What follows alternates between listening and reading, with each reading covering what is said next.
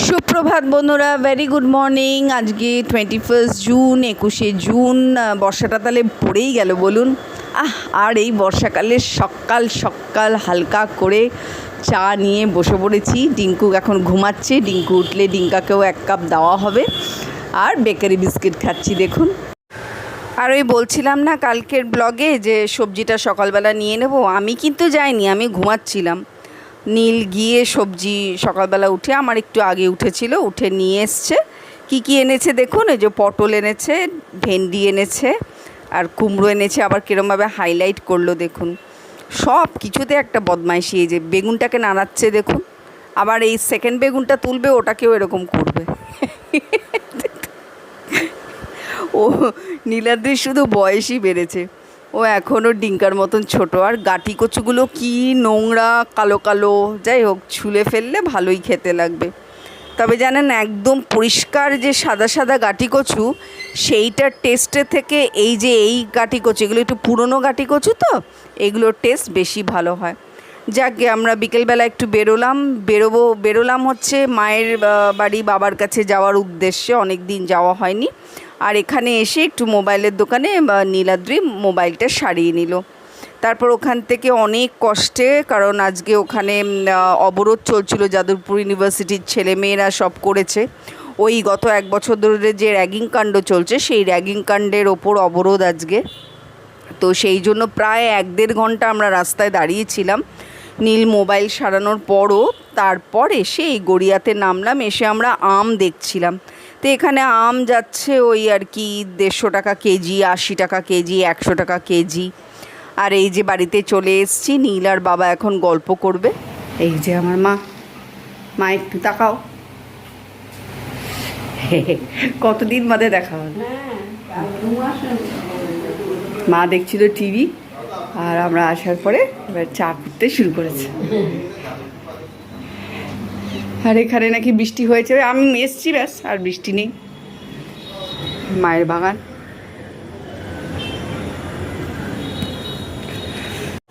মায়ের হাতের অবস্থা আসলে এতটাই মানে সঙ্গীন, তার মধ্যে এই পুরো ফ্ল্যাটটাকে মেনটেন করে মা নিজে একলা।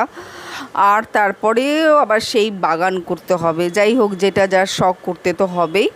তো মা এই পুরো ফ্ল্যাটটা নিজেই দেখাশোনা করে। আর আমাদের মা একটুখানি ব্ল্যাক কফি করে দিল, আর এই যে লেমন বিস্কিটস দিল। আমরা খেয়ে নিচ্ছি এখন। তারপর চলে এসেছি ওখান থেকে। এসে 8Bতে সঙ্গে সঙ্গে ট্রেন পেয়ে গেছি। ট্রেনে যাতায়াত করাটা সবচেয়ে সুবিধা আমার এখান থেকে মা বাবার ওখানে যাওয়ার। ওই যাওয়ার সময় ওরকম একটা প্রবলেম হলো বলে আজকে ট্রেনে যেতে পারিনি। তো নীল এখানে এসে আর কি ওই একটুখানি প্রিন্ট করাচ্ছিল, আর আমি দাঁড়িয়েছিলাম মোমোর দোকানের সামনেগুলো। তারপরে এই যে বাড়িতে ঢুকলাম। বাড়িতে ঢুকে আর কি ডাল বসানো হয়েছে, আর এই যে আলু ভাজা আর আর কি বেগুন ভাজা, জিরি করে কাটা, ওটা একটা ভাজা হবে, বেগুন ভাজা হবে। আর যা ভাত আছে দুজনের মতন হয়ে যাবে। একটুখানি পেঁয়াজ কুচিয়ে নেওয়া হয়েছে। আর আরেকজন, মানে আমরা তো অল টোটাল 3 জন, আরেকজনের জন্য একটু রুটি আনিয়ে নেওয়া হবে। তো মিলিয়ে মিশিয়ে রুটি ভাত দিয়ে খাইয়ে নেওয়া হবে। আর সারাদিন আজকে ডিঙ্কুর সঙ্গে খুব একটা হাসি ঠাট্টা করা হয়নি, গল্প করা হয়নি, তাই ডিঙ্কুর কাছে এসে একটু বসলাম। ও এখন ফোনে বন্ধুদের সঙ্গে কথা বলছে, তো ওর কাছে বসে বসে একটুখানি গল্প টুকটাক মজা করা। আর এখানেই আমি একদম এসে গা ছেড়ে দিলাম। কোমরটা অসম্ভব ব্যথা করছে, জানি না কেন, ঠান্ডার কারণে কিনা।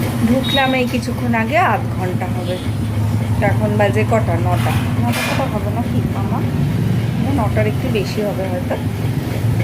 আর ওই কাটাকুটি সব ভাজাভুজি হবে, আর কিছু হবে না। ভাত করা আছে, আর একটু ভাত না বসিয়ে ওই করলাম, কি বলে, রুটি আর কি আনিয়ে নেওয়ার ঠিক করলাম। তাহলে আর ভাত করতে হবে না, শুধু ওই ভাজাভুজি, বেগুন ভাজা আর ওই আলু বেগুন একসঙ্গে জিরি করে ওটা ভাজা হয়ে যাবে। আর ডালও হয়ে গেছে। আর এগুলো সব হয়ে গেলে আমি ভিডিও এডিট করব, তারপর সিনেমা দেখব। এখন আমরা দেখছি কালাপানি। আর আমি কী দেখছি, যেটা ডিঙ্কু শুরু করেছে। আর আমার স্পিকারটা একটু গন্ডগোল করছে বলে সবাই মিলে একসঙ্গে দেখা যাচ্ছে না। তো রিঙ্কাকে বললাম তুই দেখে নে। ও হাউস অফ ড্রাগনস। তো মানে সাউন্ড ছাড়া আমি দেখবো না, কারণ সাউন্ডটাকে ভালো করে প্রপার ওটার সঙ্গে না অ্যাটাচ করে হাউস অফ ড্রাগনস দেখবো না। খুব সুন্দর তো ওয়েবটা, ওটা ওটা অ্যাকচুয়ালি রিঙ্কু গল্প পড়ে নিয়েছে বলে ওর সুবিধা হচ্ছে। তারপরে তুই দেখে নে, তোর তো পরীক্ষা শুরু হয়ে যাবে, তখন থেকে আর দেখতে পারবি না, আমি আর নীল পরে দেখে নেবো। একটা স্পিকারটা খুব করছে গন্ডগোল, কেউ স্পিকারটা ঠিক করি আগে, তারপরে ওইটা দেখা যাবে, ওটা ভালো আওয়াজ না হলে দেখা যাবে না। এই আর একটু বাদে ব্লগটা শেষ করব। এখন একটু এখানে এসে শুয়ে আছি। সারা রাস্তায় শুধু মেঘ গুড়গুড় করলো, কালো হয়ে গেল আকাশ, কিন্তু কোথাও বৃষ্টি হলো না, এখানেও হলো না, ওখানেও হলো না। এইটা যদি আবার কালকে কন্টিনিউ করে সেই আগের মতন গরম লাগবে চ্যাটচ্যাটে, অথচ তো বলছে বর্ষা পড়ে গেছে। বৃষ্টি তো হওয়া উচিত, কম গরম পড়েছে বলুন তো, প্রচুর গরম পড়েছে এবছর, প্রচুর। মানে আমাদের কলকাতা পুরো বাইরের আশপাশের, কলকাতার আশেপাশের শহরগুলোর মতন হয়ে গেছে। বিহার, ঝাড়খণ্ড, দুর্গাপুর, এইসব বেল্টগুলো, রুক্ষ রুক্ষ যেখানে বেল্ট, সেই মতন হয়ে গেছে। কলকাতায় যে এত গ্রিন, এত সবুজ, এত গাছপালা সবই আছে, অথচ কলকাতায় কোনো বৃষ্টি নেই। আর হিউমিডিটি, মানে আপনারা নিজেরাই জানেন, কলকাতার থেকে একটুখানি দূরেও যেরকম অবস্থা, কলকাতার ভেতরেও ওই অবস্থা, কলকাতার আশেপাশের অঞ্চলগুলোরও একই অবস্থা। মানে পুরো পশ্চিমবঙ্গটার একটা মানে বিচ্ছিরি ওয়েদারের কন্ডিশন হয়ে গেছে। দেখা যাক, এরকম বছরের পর বছর চলতে থাকলে তো খুব সঙ্গীন হয়ে আসছে দিনকাল। সত্যি ভাবছি আগামী দিনগুলো, এখন এই অবস্থায় সহ্য করতে পারছি না, আগামী দিনগুলো কী হবে, পরের গরম, তারপরের গরম, মানে এটা 24, 25, 26, 27 এইসব জায়গাগুলো কী হবে। আর নীলাদ্রি এসে তো এক মুহূর্তের জন্য বসেনি, আমি যেমন, আমাকে এখন চিপস দিচ্ছে, এই যে চিপস, আর শেপ চিপস, এটা কিসের? ও লেজ, আচ্ছা, এটা লেজের বেরিয়েছে, হার্ট চিপস। আচ্ছা, হাটিস নাম দিয়েছে না কি করছে, তাই খেয়ে নিই।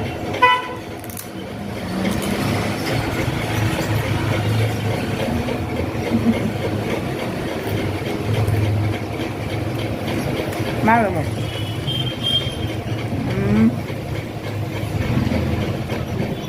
কারণ কালো জিরে ফ্লেভার পাচ্ছি।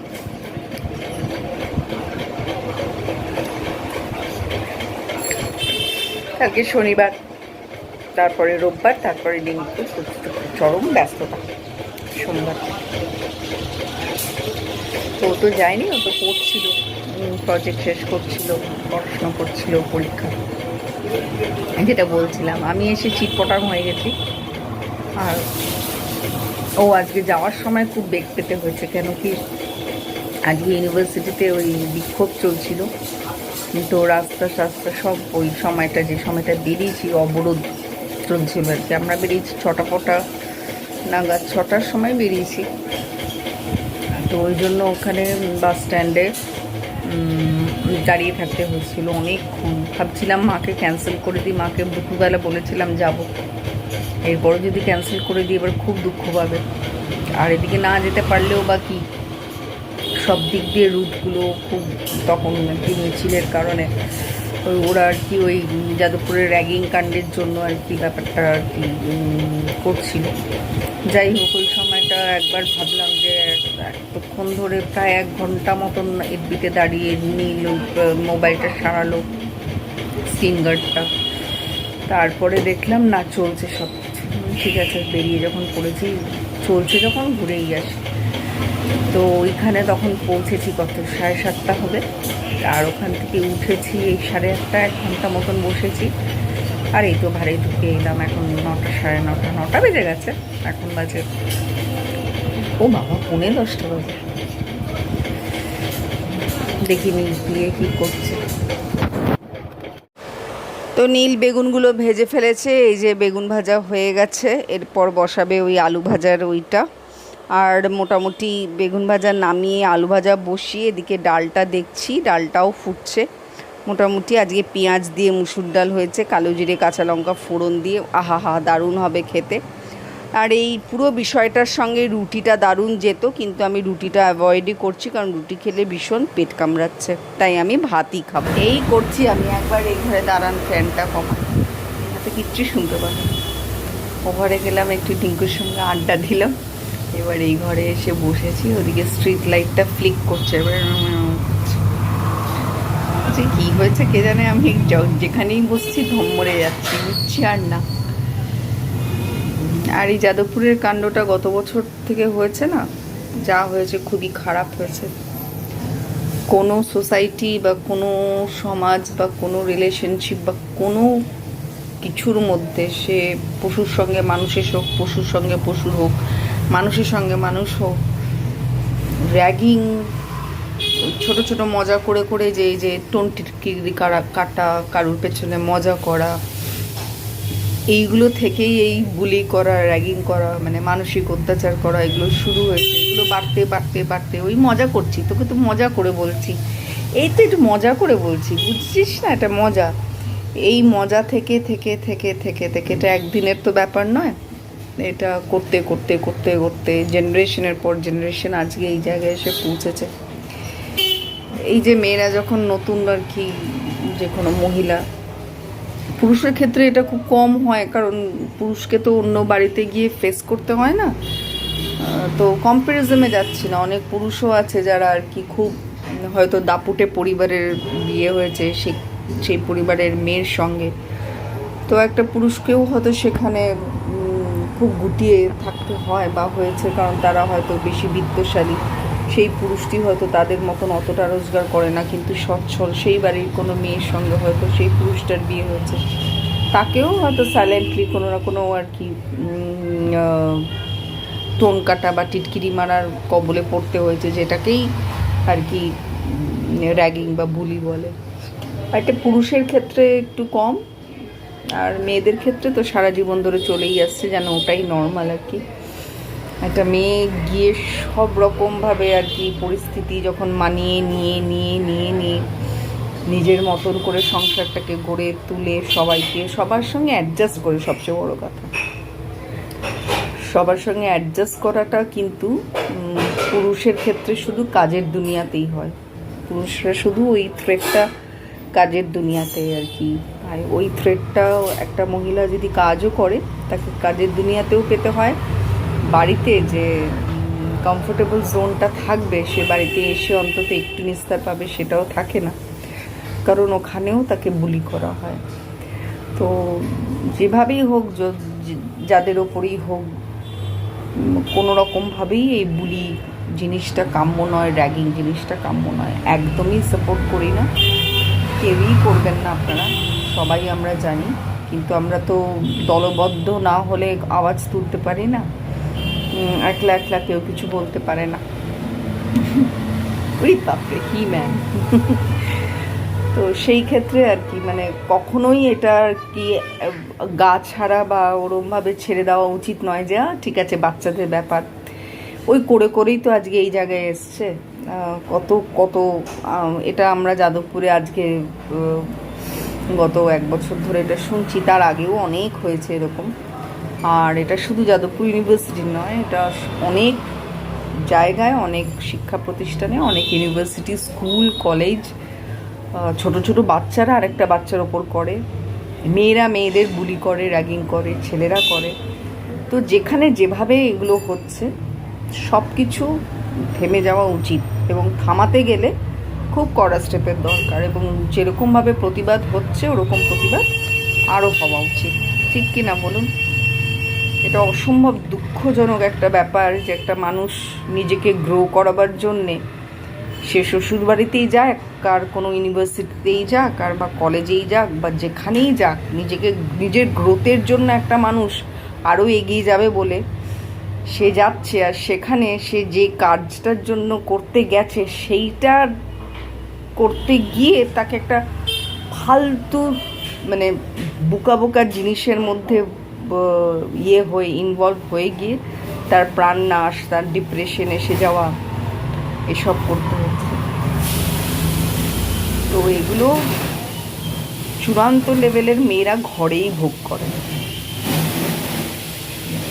প্রতিটা মেয়ে কম বেশি হয়তো 10% 20% অন্যরকমভাবে থাকে। সে বড়লোক হলেই যে সে ছাড় পেয়ে যাবে তা নয়, বা এটা শুধু গরিবদের সঙ্গেই হয় বলে তা নয়। প্রতিটা মহিলার জীবন যখন আর এক নতুন করে শুরু হয় তার ক্ষেত্রে এসব হয়েই থাকে কম বেশি। যাই হোক, খুব ভারাক্রান্ত একটা কথা আর কি। সবাইকে শুভরাত্রি, গুড নাইট। আর আমার ব্লগ দেখতে থাকুন, ভালো লাগলে সাবস্ক্রাইব করুন। আর এই ছোট্ট ভালোবাসা পাওয়া ছাড়া আমাদের তো আর কোনো দাবি নেই। এইটাই চরম দাবি যে ভালো লাগলে সাবস্ক্রাইব করুন। আবার দেখা হচ্ছে আরেকটি নতুন ব্লগের সঙ্গে আরেকটা দিন। টাটা।